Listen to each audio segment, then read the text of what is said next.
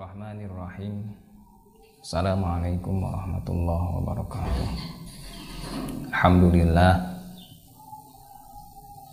wassalatu wassalamu ala rasulillah wa ala alihi wa ashabihi wa man tabi'ahu ila yaumil qiyamah.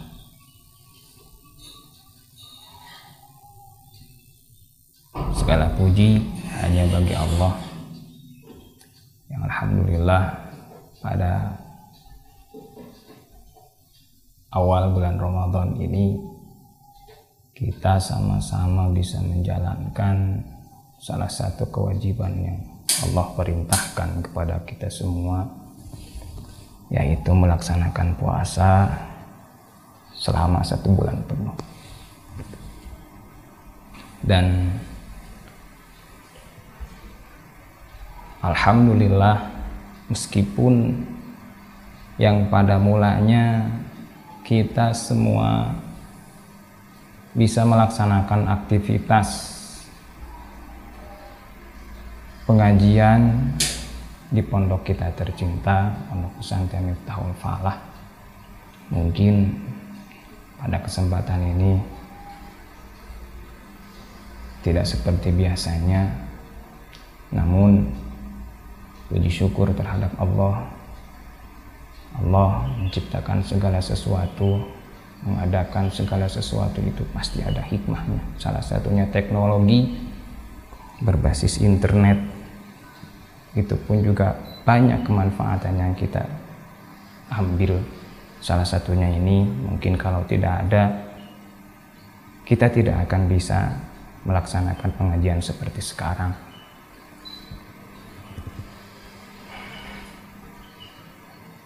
Anak-anakku sekalian, para santri wal santriyah, semoga kita semua diberikan kesehatan. Mudah-mudahan kalian semuanya sehat, dan ini menjadikan salah satu jalan silaturahim buat kita semua, yang mudah-mudahan Allah memberikan panjang usia, berkah dalam segala urusan, dan rizki pun Allah memberikan keluasan kepada kita semuanya.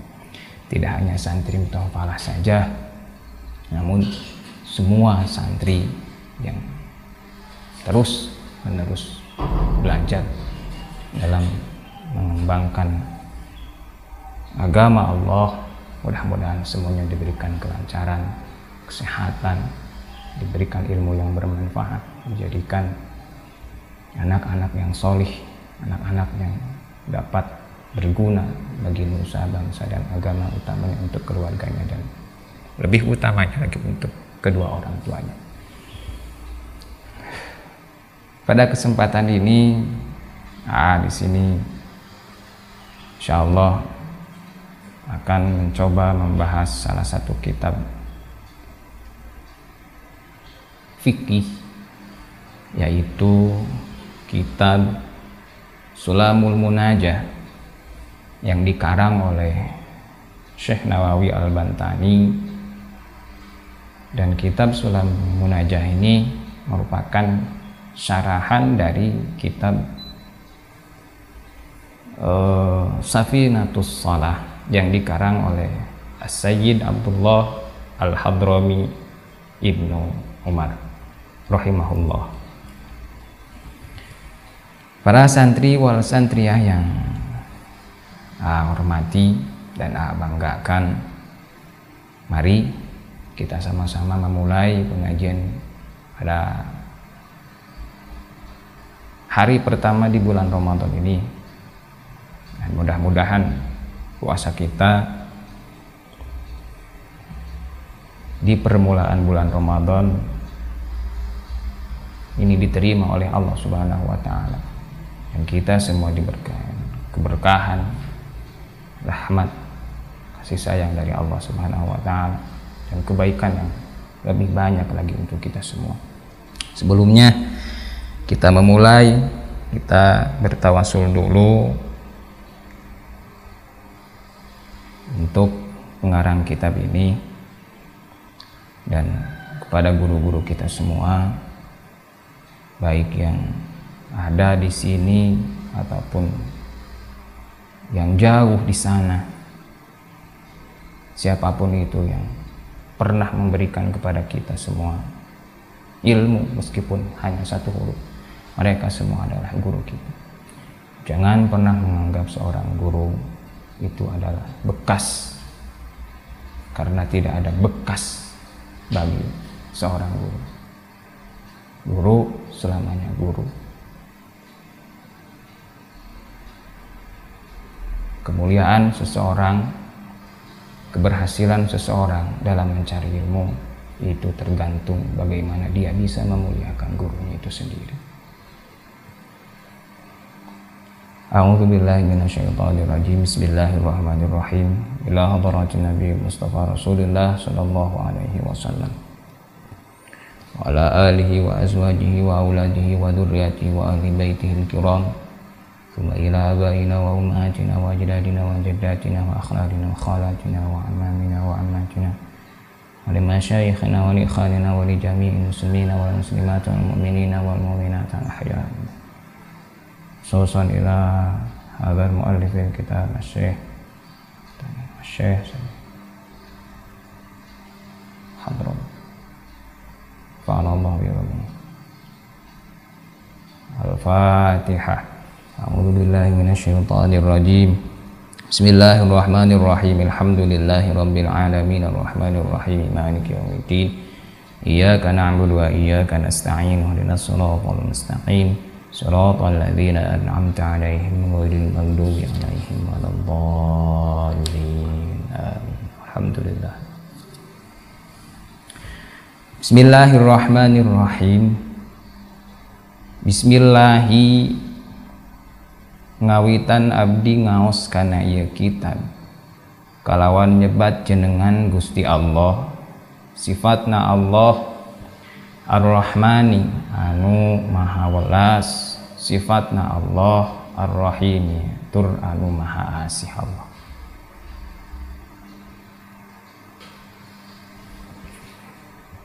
Sudah pada maklum, sudah pada tahu semuanya bahwasannya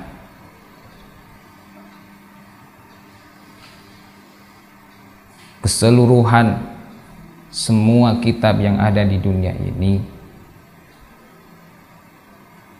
pada mulanya para pengarang kitab, para muallif itu mendahulukan dengan menulis lafaz Bismillahirrahmanirrahim.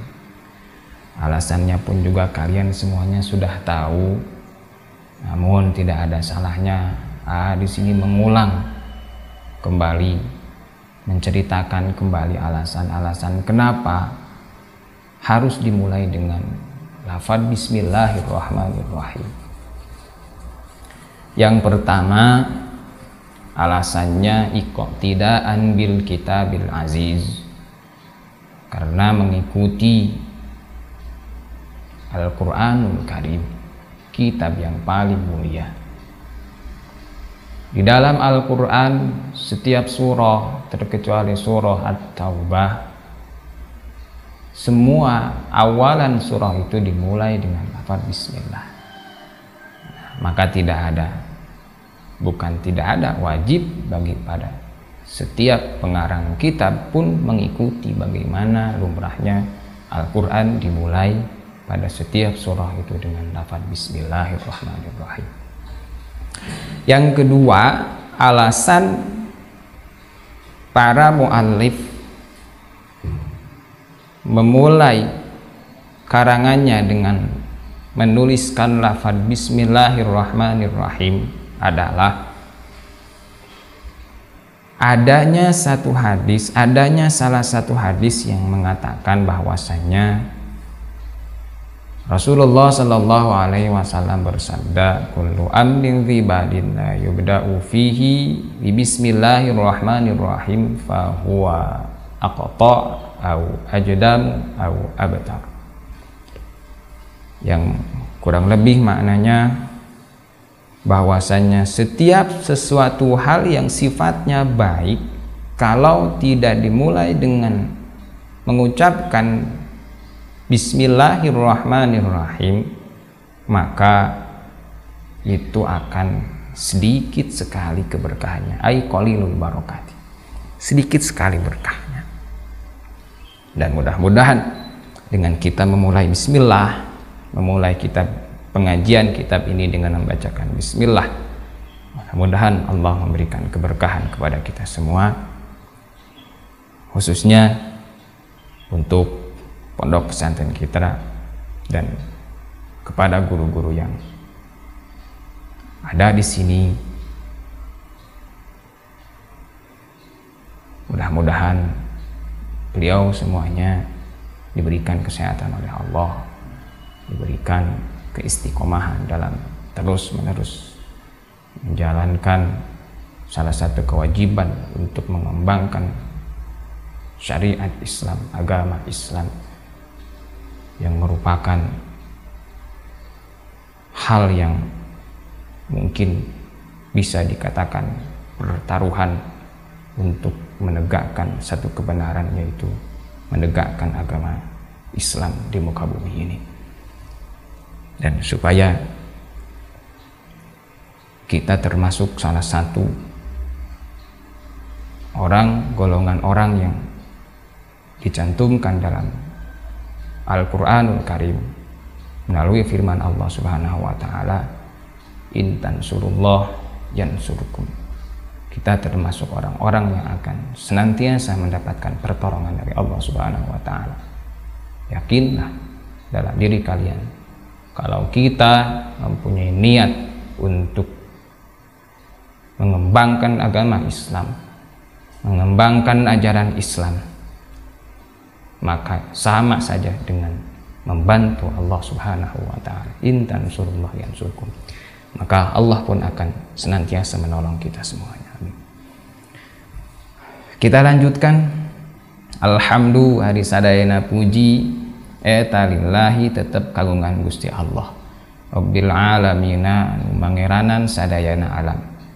Wassalatu sareng ari rahmatna Allah, wassalamu sareng ari kasalamatan Allah eta ala sayyidina, muga tetep ka Gusti urang sadayana Muhammadin, tegesna Kangjeng Nabi Muhammad sallallahu alaihi wasallam.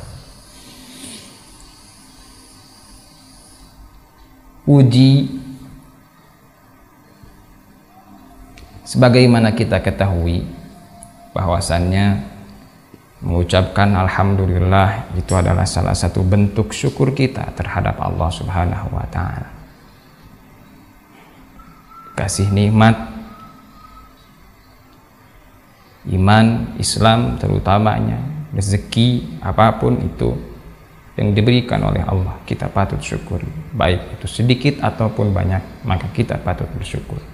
Salah satu bentuk kita bersyukur adalah mengucapkan kalimat alhamdulillah. Dan yang namanya puji, seperti sudah kalian ketahui juga, itu terbagi menjadi 4. 1, qadimun ala qadim, qadimun ala hadis, atau qadimun li qadimin, qadimun li hadisin, hadisun li qadimin, hadisun li hadis.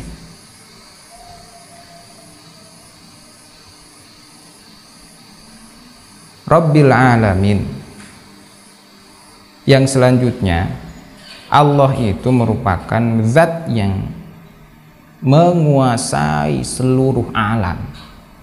Selain Allah, apapun yang ada di alam semesta ini itu merupakan alam, dan alam ini semuanya itu diurus oleh Allah Subhanahu wa Ta'ala. Mulai dari hal yang terkecil sampai yang terbesar, semuanya ada dalam pengurusan Allah Subhanahu wa Ta'ala. Sebelum melanjutkan, perlu kalian ketahui bahwasannya di sini dikatakan yang namanya asma ataupun nama itu, utamanya asmaullah, nama-nama Allah itu dibagi menjadi 4. 1, ada yang disebut dengan asma'udzat, seperti halnya nama Allah ataupun Al-Malik, Al-Mulk. Yang kedua ada asma'us sifat, yaitu nama-nama sifat, yang mana yang termasuk nama-nama sifat di sini adalah seperti Al-Alim, Al-Qadir. Yang ketiga ada asma'ut tanzih, mana yang termasuk asma'ut tanzih seperti As-Salam, Al-Qudus, Ad-Daim, As-Sadiq. Itu yang termasuk dalam asma'ut tanzih. Yang terakhir ada asma'ul af'al. Asma'ul af'al ini salah satu contohnya adalah seperti Al-Khaliq, Al-Musawwir, Ar-Razzaq, dan yang lainnya juga. Kita lanjutkan. Wassalatu wassalamu ala sayyidina Muhammadin. Bahwasannya rahmat beserta salam semoga Allah tetap mencurah limpahkan atau dicurah limpahkan kepada pimpinan kita semua, yaitu seorang nabi yang mulia yang menjadi pimpinan semua nabi, nabi yang terakhir, nabi akhir zaman, ialah nabi yang akan mendapatkan syafaatul uzma, atau yang akan memberikan syafaatul uzma nanti di yaumil kiamah, yaitu baginda Nabi Muhammad SAW. Para ulama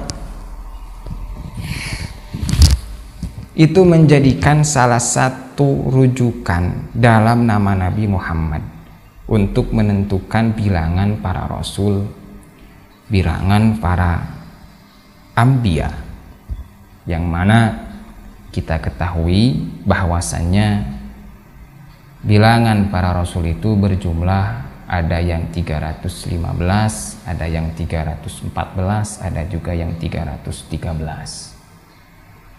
Sedangkan bilangan para nabi itu semuanya para ulama mengira-ngirakan jumlahnya itu sekitar 124.000 nabi. Dan uniknya itu diambil dari satu nama, yaitu Muhammad Sallallahu Alaihi Wasallam. Karena dari setiap huruf yang ada dalam kata Nabi Muhammad itu mempunyai jumlah bilangan tertentu. Seperti halnya yang 315 rasul itu mim dalam kata Muhammad itu kalau dihitung jumlahnya ada 3. 1 mim yang pertama, 2 mim yang bertasydid, dan jumlah mim yang bertasydid itu kan ada 2 huruf. Nah, yang keempat huruf H, yang kelima huruf Dal. Mim di sini dikatakan jumlah huruf mim itu bernilai sebanyak tis'una, ada 90. Nah, berarti kalau dikalikan 3, karena tadi huruf mim itu ada 3, jumlahnya menjadi 270. Selanjutnya ada huruf H. H itu nilainya 10, berarti 270 ditambah 10, 280, ditambah dengan sisanya huruf Dal, jumlahnya 35. 280 ditambah 35, berapa jumlahnya? 280 ditambah 35, 315. Nah, ini sesuai dengan jumlah para rasul yang kita ketahui jumlahnya semuanya ada segitu. Sedangkan yang merujuk ke nama Nabi Muhammad untuk menentukan bilangan jumlah para anbiya Itu yang 124.000 itu kira-kira bilangannya seperti ini. Yang pertama, mim di sini dikatakan bahwasanya mim yang pertama itu jumlahnya 4, nilainya 4. Mim yang kedua sama, nilainya 4, sehingga kalau ditambah itu menjadi 8.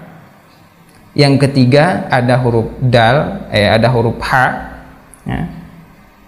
H hurufnya itu berjumlah 8 dan dal itu jumlahnya 4, nilainya 4, sehingga kalau dijumlahkan semuanya fajumlatu dzalika isyruna, itu ada 20. Nah, sehingga yang 20 ini itu dikalikan 20 lagi, fatudrabu fi mithliha.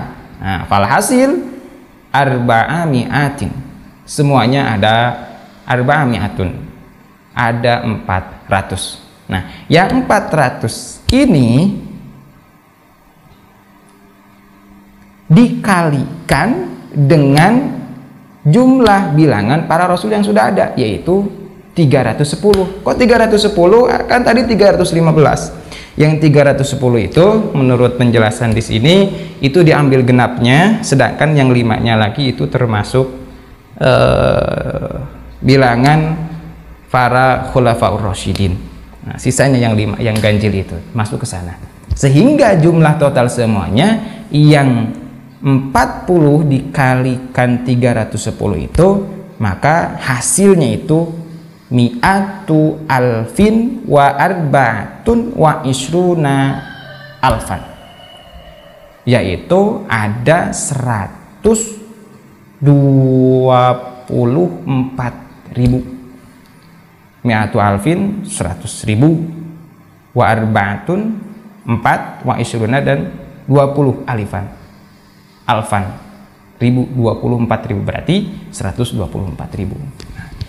Kurang lebih mungkin seperti itu yang bisa simpulkan dari apa yang ada di dalam kitab ini tentang penentuan ataupun pengambilan bilangan jumlah para rasul dan para nabi yang bersumber dari nama Nabi Muhammad SAW. Yang selanjutnya sebelum dilanjutkan, kita ngelugoh di sini di halaman kedua itu ada tabel yang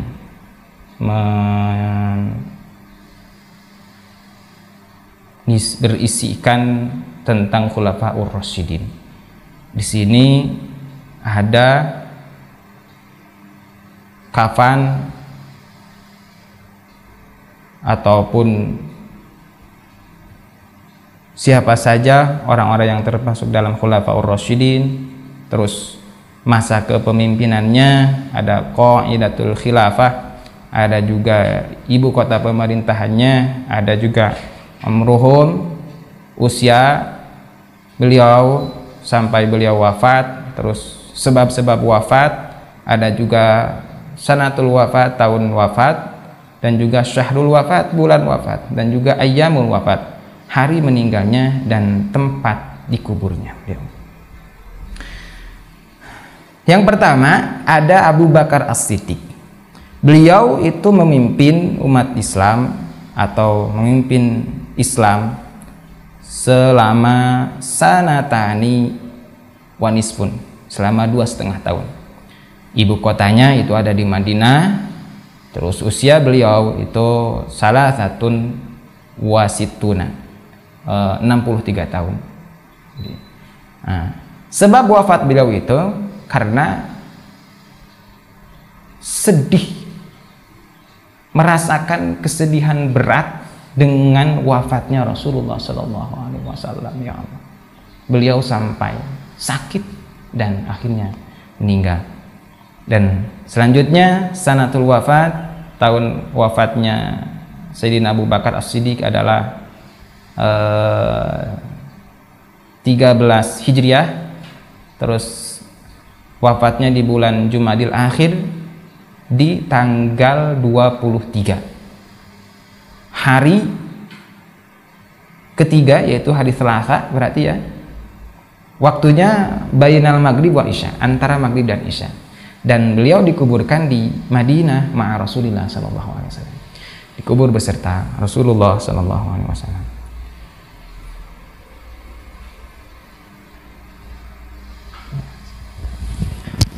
Selanjutnya masih banyak, ada Sayyidina Umar bin Khattab. Ya, upper quick saja. Sayyidina Umar bin Khattab itu menjabat selama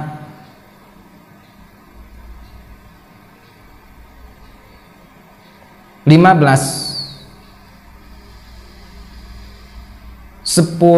tahun 15 hari.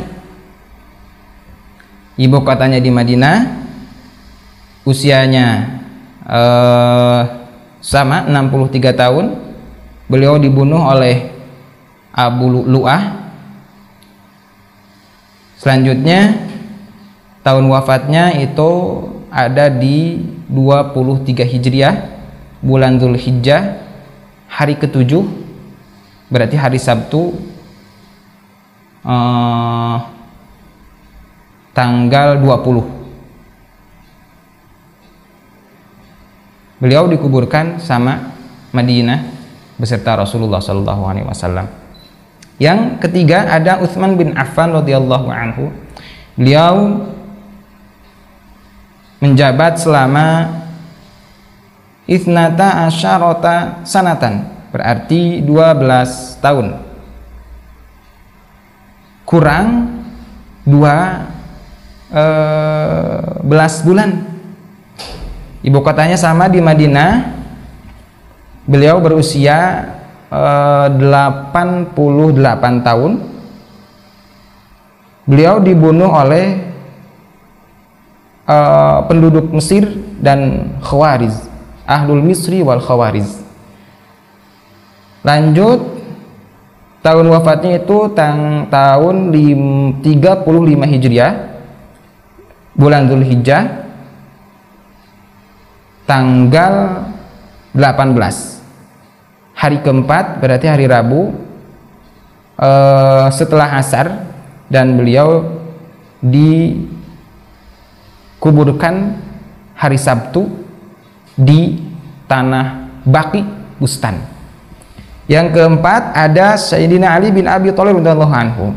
Beliau berusia memimpin selama 5 tahun. Ibu kotanya di Kufah.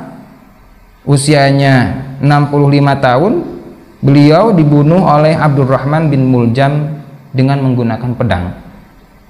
Itu kejadiannya pada wafat beliau itu pada bulan Ramadan, di tanggal 17 Ramadan, hari Jumat.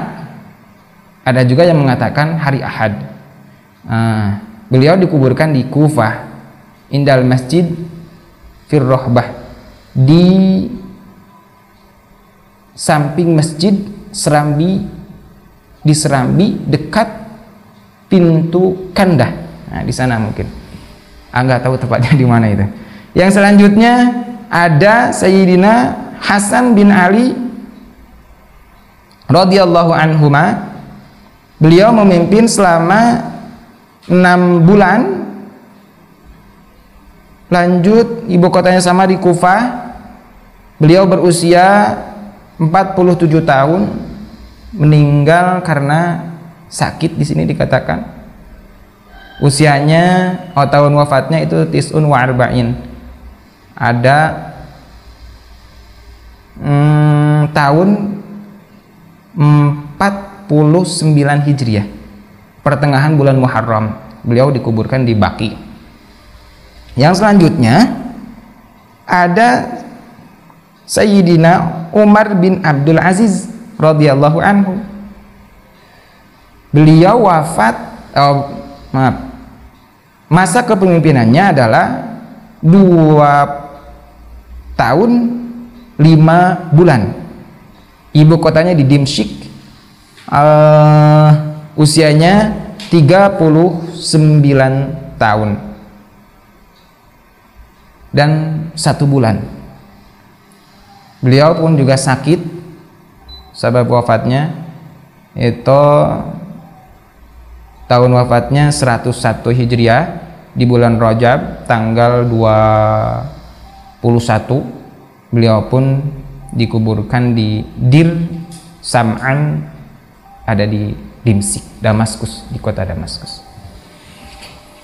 Mungkin pada kesempatan ini, alhamdulillah, meskipun cuma sedikit yang bisa saya sampaikan, mudah-mudahan ada manfaatnya untuk kita semuanya, dan semoga kita bisa menjalankan puasa Ramadan ini dengan keadaan khusyuk dan ikhlas terhadap Allah Subhanahu wa taala. Subhanakallahumma wa bihamdika asyhadu an la ilaha illa anta wahdaka la syarika laka astaghfiruka wa atubu ilaik. Wallahu a'lam. Assalamualaikum warahmatullahi wabarakatuh.